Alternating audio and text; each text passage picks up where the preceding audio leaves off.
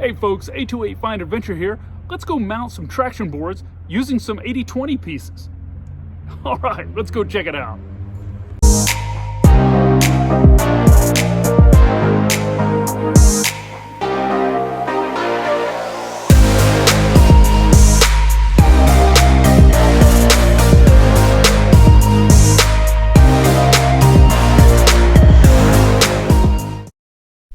As you can see, the load bars on my roof rack are made of 80/20.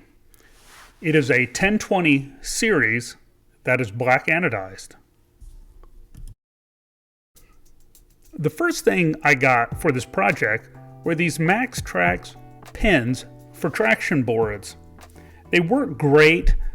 They're like a couple of different pieces that turn so they will hold your boards down. It also has a little hole drilled through so you can use a lock of some sort.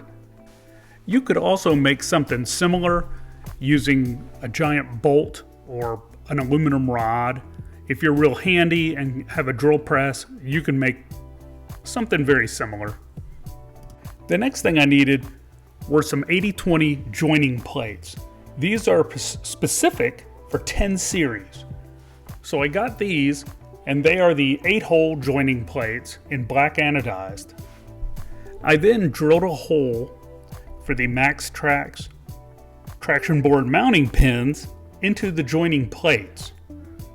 This is going to hold the pins straight up so I can put the traction boards on them.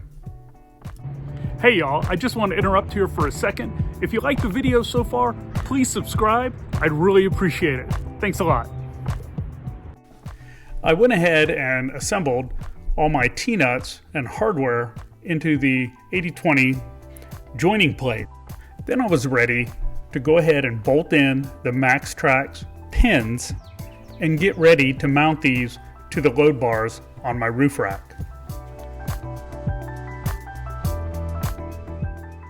As you can see, with these on the load bars on my roof rack, I have all kinds of adjustability depending on the width of the traction boards, and they're not all the same. This way of putting these together worked great and allowed me to have a lock so nobody could walk off with my traction boards. It also gives me the ability to move it from one side to the other of my roof rack, depending on what I'm carrying. This is a Prinsu Design Studios roof rack. I have customized it a little bit with using 10 series 80/20 and using some other accessories from Rhino Rack. Well folks, I hope you enjoyed my video using those 80/20 pieces. I use them a lot for different projects. You might have to source them from different people. I will put some links in the description of different places you can source 80/20 through, along with the traction boards and the pins I used. But you could create your own pins out of some bolts, like I said, or some aluminum rods.